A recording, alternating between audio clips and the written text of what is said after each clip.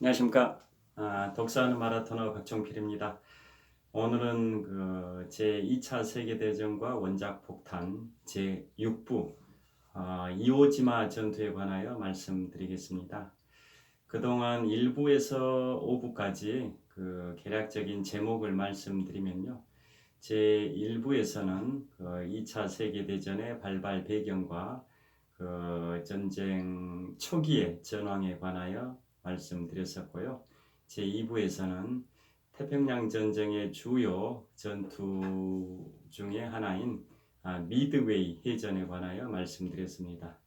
또 제3부에서는 유럽 전선의 서부 전선 중 주요 전투였던 북아프리카 전역에서 발생한 제1차 또 제2차 엘 알라메인 전투에 관하여 말씀을 드렸었습니다. 그리고 제4부에서는 유럽 전선의 동부 전선의 주요 전투 중에 하나인 스탈린그라드 전투에 관하여 말씀드렸었고요. 그리고 제5부에서는 2차 세계대전에서 연합국이 승리할 수 있는 결정적인 계기가 되었던 노르망디 상륙작전에 관하여 말씀드렸습니다. 오늘 이 시간에는 제2차 세계대전과 원자폭탄 제6부로서 태평양 전선의 주요 전투 중에 하나이자 일본의 패망이 1년도 남지 않은 그 상황에서 발생됐던 이오지마 전투에 관하여 말씀드리겠습니다. 이오지마 전투는 1945년 2월 19일부터 1945년 3월 26일까지 36일 동안 발생했던 전투이고, 이오지마는 이제 섬입니다.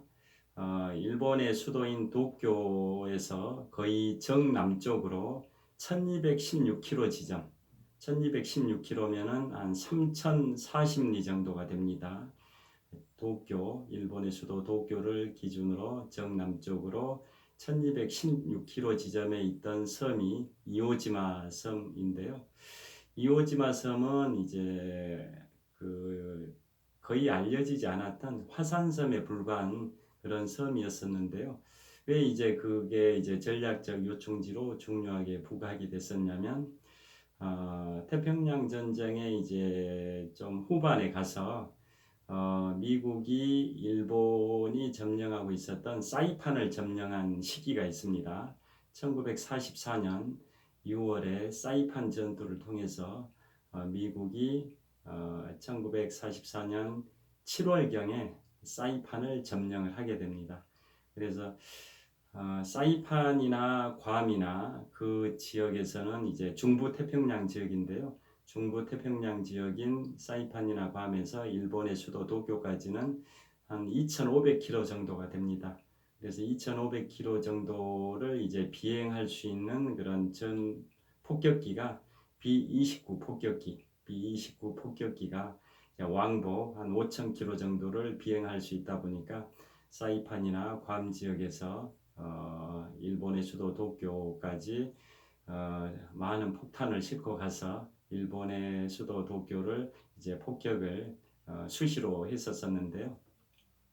그 전에는 이제 미군이 일본군을 폭격을 할 때, 일본 본토를 폭격할 때는 중국 지역에서 많이 폭격기가 발진을 했습니다. 그 당시에 중국은 이제 국민당의 장제스가 지배하던 그런 시절이다 보니까, 물론 이제 그 이후에 2차 세계대전이 1945년에 끝나고 1949년에 이제 중국 공산당의 마오쩌둥이 중국 국민당의 장제스를 상대로 최종 승리를 해가지고 1949년도에 장제스가 대만으로 이제 도주하게 되는 뭐 그런 게 있긴 한데요. 그 전 단계에서는, 즉 2차 세계대전이 진행 중이던 그런 단계에서는 중국을 지배했던 자는 중국 국민당의 장제스였었습니다. 그래서 중국 국민당의 장제스와 미국은 서로 동맹국가 관계이기 때문에 중국의 남쪽 지역에 있는 쿤밍이나 중국의 서쪽 지역에 있는 충칭, 이 지역에서 미국의 전략 폭격기인 B-29 폭격기가 발진을 해서 일본의 수도 도쿄 이 지역까지는 폭격하기는 쉽진 않았었습니다. 왜냐하면 그 비행거리 자체가 일본 본토 서부 지역을 폭격할 수는 있었지만 일본 본토 동부 지역까지는 폭격하기가 쉽지 않은 상황이었었습니다. 그래서 일본의 그 큰 섬들이 뭐 본섬에 해당되는 그 호인슈, 그 다음에 큐슈, 시코쿠, 그 다음에 그 홋카이도 이 네 개의 큰 섬으로 이루어진 나라가 일본인데요. 그래서 중국의 쿤밍이나 충칭에서 발진한 B-29 폭격기는 일본의 서부 지역인 큐슈 이쪽 지역까지는 타격을 가할 수 있었는데 수도 도쿄 쪽을 타격하기는 좀 어려운 점이 있었다고 합니다. 그래서 그 수도 동경을 폭격하는 게 굉장히 중요하다 보니까 중부 태평양에 있었던 그 괌이나 사이판 지역에서 동경까지 2,500km 정도 거리가 되다 보니까 그 사이판 괌에서 도쿄 대공습을 자주 이제 진행을 했었던 상황이었습니다. 그런데 이제 사이판이 그 1944년 6월달 미군과 일본군 간의 치열한 그 격전 끝에 미군이 일본군이 점령하고 있던 사이판을 빼앗아서 거기에다가 이제 여러 개의 활주로를 공사하고 부대 시설을 공사해서 그 폭격기들이 발진할 수 있는 그런 시설을 다 구축을 해서 거기에서 2,500km 정도 북쪽에 있는 일본의 수도 동경까지 수시로 전략 폭격을 이제 진행을 했었는데요. 그래서 그 사이판과 그 사이판이 일본이 이제 미국한테 내준 다음에 그 다음부터는 이제 미국은 수도 도쿄를 비롯해서 일본 본토를 수시로 폭격할 수 있는 그러한 전략 요충지를 확보한 셈이 됐었던 겁니다. 그런데 이제 그 폭격기가 도쿄까지 가는 그 비행 항로 딱 중간에 이오지마라는 섬이 있었습니다. 그러니까 사이판에서 동경까지 2,500km니까 절반 정도 거리면 한 1,250km 정도 지점인데요. 그 이오지마라는 섬이 딱 그 중간 지점에 이제 근접한 동경의 정남쪽, 거의 정남쪽입니다. 거의 정남쪽 1214km 지점이 있어서 폭격기들이 사이판에서 출격해가지고 동경 가는 길에 그 이오지마를 점령하고 있던 일본군들의 대공포에 의해서 요격이 될 가능성이 상당히 많았었습니다. 그러니까 사이판에서 발진한 B-29 전략 폭격기가 동경으로 가는 도중에 그 딱 중간 지점에 있던 이오지마 섬에서 일본군이 발사한 대공포에 의해서 B-29 폭격기가 격추가 돼버릴 수 있는 리스크가 있었던 거고, 또 격추가 안 된다 할지라도 이오지마를 주둔하고 있던 일본군들이 그 B-29 폭격기가 동경을 향해서 비행하고 있다는 것을 미리 알려주게 되는, 동경에다 알려주게 되면은 경보 역할을 해주다 보니까 일본군 입장에서는 굉장히 그 이오지마 섬이 중요한 전략 요충지였습니다. 그에 반해서 미국 입장에서도 굉장히 거기가 중요했던 거죠. 거기를 점령을 하게 되면 B-29 폭격기가 동경을 향해서 발진하다가 요격될 가능성이 이제 없어지는 거고, 또 이제 중국에서 기존에 출격했던 그 쿤밍이나 충칭에서 출격했던 B-29 전략 폭격기는 일본의 이제 본토 서부 지역을 주 타켓으로 하긴 했었는데, 그 발진을 해가지고 계속 이동하다가 우리 대한민국도 일제 강점기하에 있었고, 그러다 보니까 일본 점령 지역을 많이 통과를 했었습니다. 중국에서 출격한 그런 폭격기들이 일본 점령 지역인 대한민국의 영공상을 이제 비행하다 보니까 대공포에 의해서 격추될 가능성이 있어서, 그래서 결국은 사이판에서 출격한 폭격기가 그러한 요격 가능성이 없는 이제 그 구도를 확보하기 위해서 중간에 있는 일본군 점령 지역인 이오지마 섬을 탈환할 필요성이 있었던 겁니다. 그래서 또 그런 이유도 있고, B-29 전략폭격기가 사이판에서 출격해서 일본 도쿄를 공습하고 다시 귀환하는 길에 비상활주로로 딱 중간 지점에 있는 이오지마 섬을 또 활용할 그 필요성도 있었던 겁니다. 그래서 미군 입장에서는 일본군이 점령하고 있는 이오지마 섬을 꼭 빼앗아야겠다라는 그런 필요성이 있어서 1945년 2월 19일부터 3월 26일까지 36일 동안 치열한 전투가 이오지마 섬에서 이루어진 거고, 그게 바로 그 유명한 이오지마 전투가 됩니다. 그런데 이제 이오지마 전투가 이루어지기 전에 그 전년도인 1944년 6월부터 이듬해인 1945년 2월까지 거의 9개월 정도를 이오지마 섬에 대해서 해군 함대들이 엄청나게 포격을 하고, 그 다음에 미국의 폭격기들이 이오지마 섬을 폭격을 하고, 그 기간이 한 9개월 가까이 됐기 때문에 이오지마 섬이 거의 이제 초토화되는 뭐 그런 상황이긴 했었습니다. 그러나 그 섬 자체를 미군이 상륙해 가지고 빼앗지는 못한 상황이었었습니다. 그래서 어떻게 해서라도 함포 사격 또는 절 폭격기들이 폭격하고 뭐 이것도 중요하긴 합니다만은, 궁극적으로는 미군이 거기에 미군 해병대가 상륙해 가지고 섬을 빼앗아야, 즉 섬을 점령해야만이 결국은 그 섬을 완전하게 차지하는 셈이 되는데요. 그래서 그 D-Day를 1945년 2월 19일로 정하고 이제 준비를 해 왔던 겁니다. 그런데 이제 그 처음에 거기에 이제 상륙을 할 때 미군은 이제 해군과 해병대가 동원이 됩니다. 해병대는 궁극적으로 상륙하는 게 주 임무다 보니까 배에서 내려서 그 육지로 상륙하는 그 임무가 해병대 본연의 임무지 않습니까? 그래서 해병대가 거기 이제 상륙함에 있어서는 해군의 함포 사격이 엄청나게 중요합니다. 그래서 그 당시에 미 해병대 사령관은 해군 제독한테 자기들이 상륙하기 전에 그 상륙 준비 포격을 한 열흘 정도를 해달라고 해병대 사령관이 해군 제독한테 요청을 했었습니다.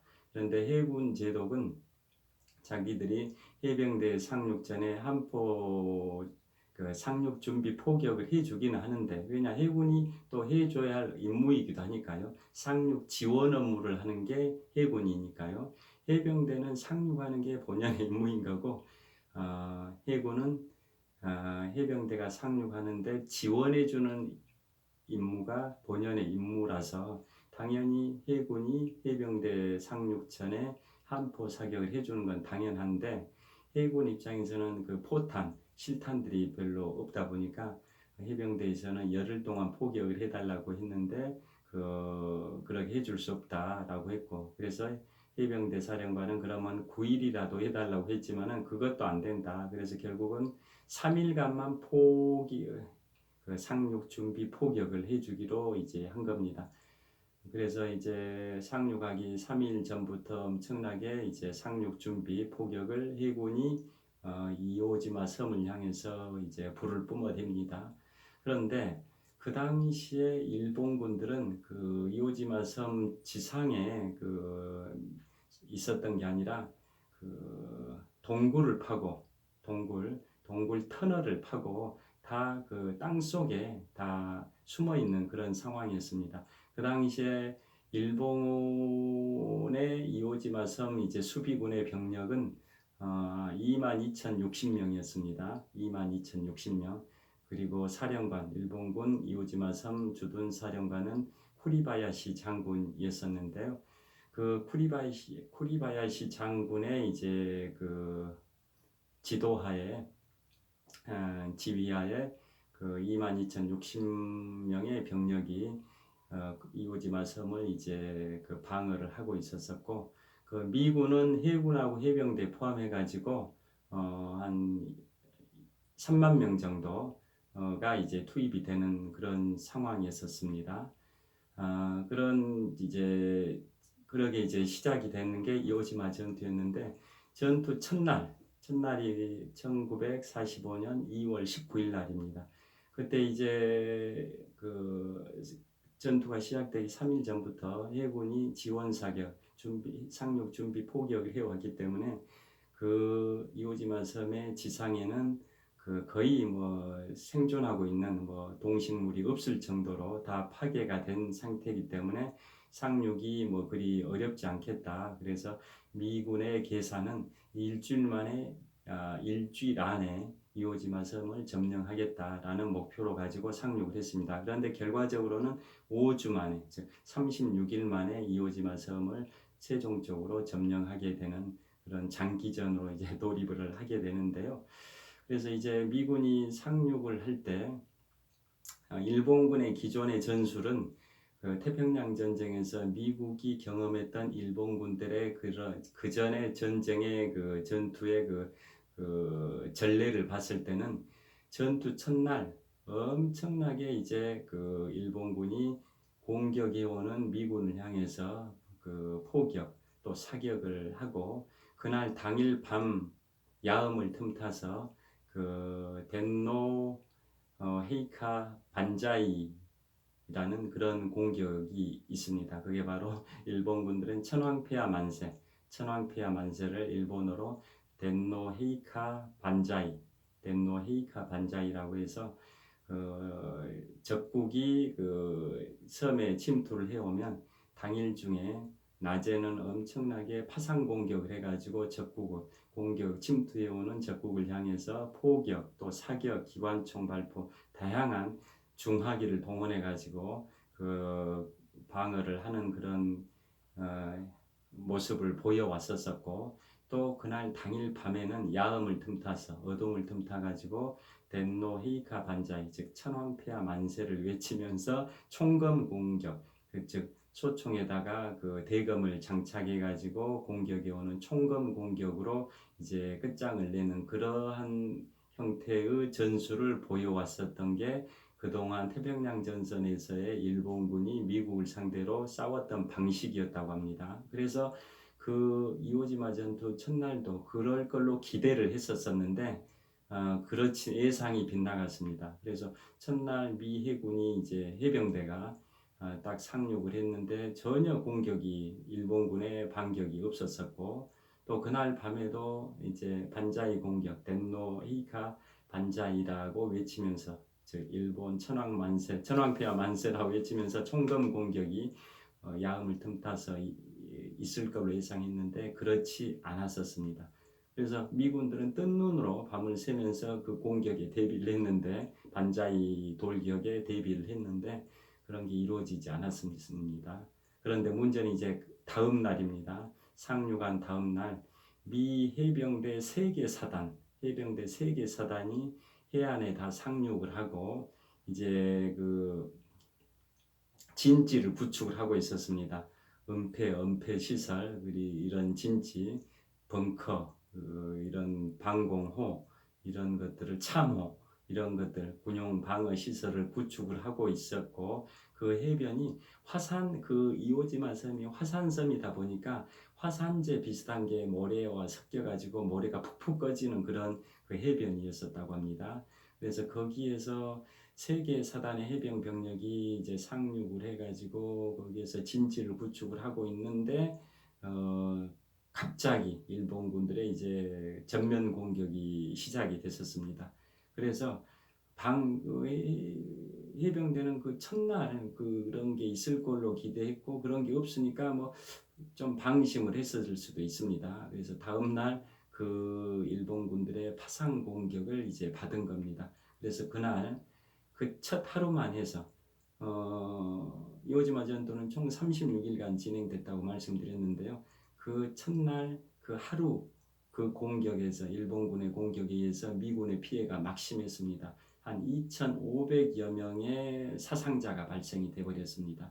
그러니까 1944년 6월 6일 날 그 유명했던 인류 최대의 상륙작전인 노르망디 상륙작전에서 보면 5개 해변 중에 가장 피해가 컸던 데가 이제 미군이 상륙을 했던 오마하 해변에서 그 한 3천여 명의 사상자가 발생이 됐었다고 말씀드린 적이 있습니다. 이 전 시간에. 그런데 그에 버금가는 숫자, 즉 2,500여 명의 사상자가 이오지마 전투 다음 날 일본군의 기습 돌격에 의해서 미군의 피해가 2,500여 명이 발생될 정도로 굉장히 치열했었습니다. 그래서 그날 그 전투가 굉장히 이제 중요한 전투다 보니까, 즉 일본 본토 공격을 위한 전진 기지를 구축하는 전투가 이오지마 전투라는 그 의미가 있는 거였기 때문에 그 당시에 미국 대통령 프랭클린 루즈벨트 대통령 앞으로도 수시로 전왕복을 했었는데, 그 첫날 전투 그 다음날 그 전황에 대해서 보고받은 프랭클린 루즈벨트 대통령은 보고받은 그 자리에서 눈물을 흘렸다고 합니다.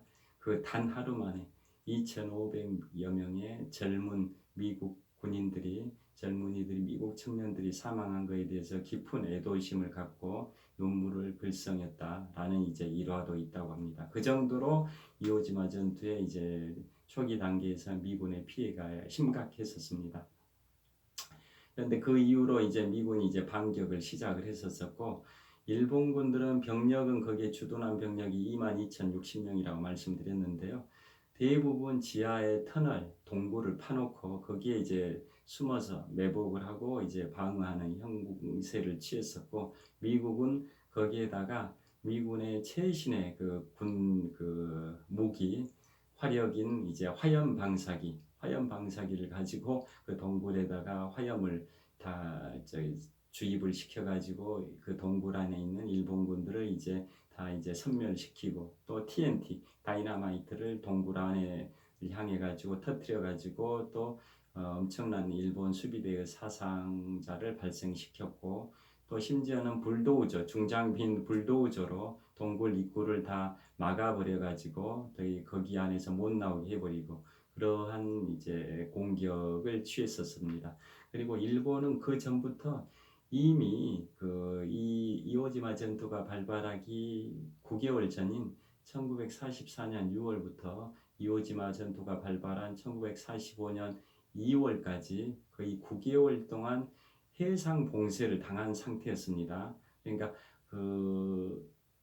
미국이 1944년 6월에 사이판 전투를 통해서 7월 달에 사이판을 완전히 점령한 시점, 그 무렵부터 그 북쪽으로 한 1200km 지점에 있던, 즉 사이판 북쪽으로 1200km 지점에 있던 이오지마 섬을 이제 도쿄 공습을 위한 전진 기지로 생각했기 때문에 언젠가는 이오지마 섬을 점령해야겠다, 이런 생각하에 미군은 사이판 점령 시점인 1944년 7월 이후부터 계속 그 무렵부터 이오지마 섬에 대해서 해상 봉쇄를 하고 있었던 겁니다.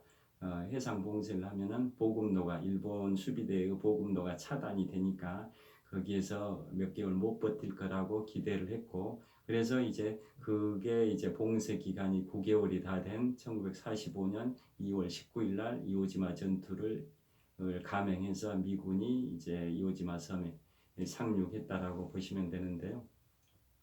하여튼 미군은 이제 막강한 화력을 앞세워가지고 화염 방사기, TNT, 그 다음에 불도저, 각종 그 첨단 무기를 동원해가지고 이오지마 섬을 이제 36일 만에 이제 최종적으로 이제 점령을 하게 됩니다.